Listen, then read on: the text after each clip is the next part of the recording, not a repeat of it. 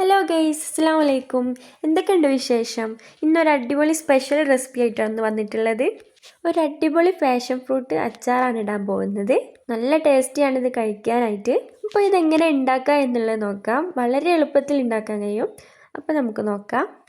അതിനായിട്ട് ഞാൻ അവിടെ പാഷൻ ഫ്രൂട്ട് എടുത്തിട്ടുണ്ട്. ഇത് നമ്മുടെ വീട്ടിലുള്ളത് തന്നെയാണ്. അത്യാവശ്യം നല്ല പഴുത്ത പോലത്തെയാണ് എടുത്തിട്ടുള്ളത്. ഞാൻ ഇപ്പോൾ ഇവിടെ ഒരു 10-12 എടുത്തിട്ടുണ്ട്. ഇതെല്ലാം കട്ട് ചെയ്ത് അതിൻ്റെ ഉള്ളിലുള്ള കുരു അടക്കം എല്ലാം എടുത്തിട്ടുണ്ട്. അപ്പോൾ അതിൽ നിന്നൊക്കെ എത്രയാണ് കിട്ടിയിട്ടുള്ളത്. ഇനി നമുക്ക് അച്ചാറിടാൻ തുടങ്ങാം. അതിനായിട്ടൊരു ചട്ടി വെച്ച് അതിലേക്ക് നല്ലെണ്ണ ഒഴിച്ചു കൊടുത്തു. കുറച്ച് കൂടുതൽ വേണം നല്ലെണ്ണ. ഇനി ഇത് ചൂടായി വരുന്ന ടൈമിൽ ഇതിലേക്ക് ഒരു 1/2 ടീസ്പൂണ് കടുക് ഇട്ട് കൊടുക്കാം. അത് പൊട്ടി വരുന്ന ടൈമിൽ അതിലേക്ക് ഒരു ചുള വെളുത്തുള്ളിയാണ് എടുത്തിട്ടുള്ളത്. അത് ഇതേപോലെ ചെറുതാക്കി അരിഞ്ഞതും, പിന്നെ ഒരു വലിയ കഷ്ണം, അത്യാവശ്യം വലിയ കഷ്ണം ഇഞ്ചി ഇതേപോലെ ചെറുതാക്കി അരിഞ്ഞതും, പിന്നെ ഒരു 3 പച്ചമുളക് ചെറുതാക്കി അരിഞ്ഞതും, പിന്നെ ഒരു 2 തണ്ട് കറിവേപ്പിലയും കൂടി ഇട്ട് കൊടുക്കാം. ഇനി ഇത് നല്ലപോലെ ഒന്ന് വഴറ്റിയെടുക്കാം. അപ്പോൾ അത് ഒരു 2-3 മിനിറ്റ് കഴിഞ്ഞപ്പോൾ ഇതേപോലെ വഴന്നു വന്നിട്ടുണ്ട്. ഇനി ഇതിലേക്ക് നമുക്ക് പൊടികളിടാം. ഇതിലേക്ക് ഇനി 1 ടീസ്പൂൺ മുളക് പൊടിയും, 1 ടീസ്പൂൺ കാശ്മീരി മുളക് പൊടിയും, 1/2 ടീസ്പൂൺ മഞ്ഞൾപ്പൊടിയും, 1/2 ടീസ്പൂൺ ഉലുവ പൊടിച്ചതും, പിന്നെ ഒരു 1/4 ടീസ്പൂണിൽ കുറച്ച് കൂടുതൽ കായപ്പൊടിയും ഇട്ട് കൊടുക്കാം.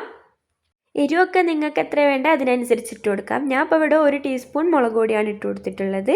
നിങ്ങൾക്ക് എരിവ് കൂടുതൽ വേണമെന്നുണ്ടെങ്കിൽ ഒരു 1.5 ടീസ്പൂണൊക്കെ മുളക് പൊടി ഇട്ട് കൊടുക്കാം. ഇനി ഇത് നല്ല പോലെ ഒന്ന് ഇളക്കിയെടുക്കണം. ഇതിൻ്റെ പച്ചമണം മാറുന്നത് വരെ ഒന്ന് ഇളക്കിയെടുക്കാം. അപ്പോൾ അതിൻ്റെ പച്ചമുളകൊക്കെ മാറി വന്നിരിക്കുന്നു. ഇനി ഇതിലേക്ക് നമുക്ക് നേരത്തെ റെഡിയാക്കി വെച്ചത് ഇതിലേക്ക് ഒഴിച്ചു കൊടുക്കാം. ഇനി ഇത് നല്ല പോലെ ഒന്ന് ഇളക്കി മിക്സ് ചെയ്തെടുക്കണം. അപ്പോൾ അത് നല്ല പോലെ മിക്സായി വന്നിരിക്കുന്നു. ഇനി ഇതിലേക്ക് ആവശ്യത്തിന് ഉപ്പ് ചേർത്ത് കൊടുക്കാം. ഉപ്പിട്ടതിന് ശേഷം ഒന്നുകൂടി ഇളക്കി കൊടുക്കാം. ഇതിൻ്റെ പ്രത്യേകത എന്താ വെച്ചാൽ ഇതിന് നല്ല പുളി ഉണ്ടാവും. അപ്പോൾ ഇതിൻ്റെ പുളിയൊക്കെ ഒന്ന് ബാലൻസ് ചെയ്യാൻ വേണ്ടിയിട്ട് നമുക്കിതിലേക്ക് ഒരു 2 ടീസ്പൂണ് പഞ്ചസാര ഇട്ട് കൊടുക്കാം.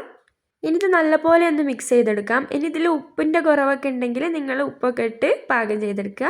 2 ടീസ്പൂൺ പഞ്ചസാര ഇട്ടിട്ട് പുളി കുറച്ചും കൂടി ഉണ്ടെങ്കിൽ അത് ബാലൻസ് ആക്കി ഒരു 1/2 ടീസ്പൂണോ പഞ്ചസാരയൊക്കെ ഇട്ട് അത് റെഡിയാക്കി എടുക്കാം. അങ്ങനെ അത് അവിടെ അച്ചാർ നല്ല സെറ്റായി വന്നിരിക്കുന്നത്. നല്ല ടേസ്റ്റാണിത് ചോറിൻ്റെ കൂടെ ഒക്കെ കഴിക്കാനായിട്ട്. നമ്മൾ സാധാരണ മാങ്ങയും ചെറുനാരങ്ങയൊക്കെ ആയിട്ടുള്ള അച്ചാറിടുക. അപ്പോൾ ഒരു വെറൈറ്റി ആയിട്ട് പാഷൻ ഫ്രൂട്ട് ഒന്ന് അച്ചാറിട്ട് നോക്ക്. നല്ല ടേസ്റ്റാണ്. ഉപ്പും പുളിയും മധുരമൊക്കെ ആയിട്ട് നല്ല ടേസ്റ്റാണ് ഇത് കഴിക്കാനായിട്ട്. ഇത് നല്ലൊരു അടച്ചുറപ്പുള്ള ചില്ലിൻ്റെ കുപ്പിയിലോ അങ്ങനെയൊക്കെ ആക്കി വെച്ചാൽ മതി. ഞാൻ ഇപ്പോൾ ഇതിവിടെ ഫ്രിഡ്ജിലാണ് വെക്കുന്നത്. അതുകൊണ്ട് ഞാനിതിൽ വിനാഗിരി ചേർക്കുന്നില്ല. നിങ്ങൾ പുറത്താണ് വെക്കണമെങ്കിൽ ഇതിൽ വിനാഗിരി ചേർത്താലും കുഴപ്പമൊന്നുമില്ല. അപ്പോൾ നിങ്ങളിത് എന്തായാലും ഒന്ന് ട്രൈ ചെയ്ത് നോക്കണം. നല്ല ടേസ്റ്റാണിത്. അപ്പോൾ ഇതുപോലെയുള്ള വെറൈറ്റി വീഡിയോകളായിട്ട് ഞാൻ വീണ്ടും വരും. നിങ്ങളെല്ലാവരും എൻ്റെ ചാനൽ ലൈക്ക്, ഷെയർ, സബ്സ്ക്രൈബ് ചെയ്യണേ. അപ്പോൾ ബൈ.